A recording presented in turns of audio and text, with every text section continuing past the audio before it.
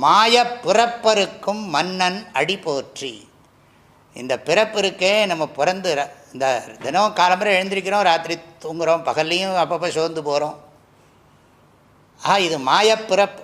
இறப்பும் பிறப்பும் பொருந்த எனக்கு எவ்வண்ணம் வந்தது என்று எண்ணி யான் பார்க்கில் மறப்பும் நினைப்புமாய் நின்ற வஞ்ச மாயாமனத்தால் வளர்ந்தது தோழி அப்படின்னார் தாய்மானவர்.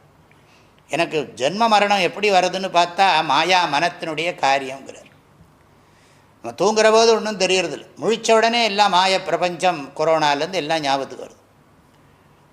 ஆக அந்த மாதிரி இது மாயப்பிறப்பு நிறைய இடத்துல சொல்கிறார். இந்த மாயப்பிறப்புங்கிறது, இந்த பிறப்பு இறப்புங்கிறதே ஒரு மாயத் தோற்றம்.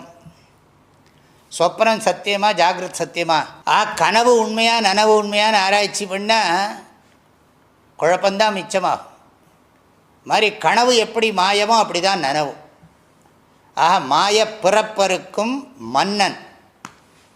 கடவுளை சார்ந்திருந்தோம்னா அவர் மாயை வாழ்க்கையை வென்றிடுவதற்கு அருள் புரிகிறார்.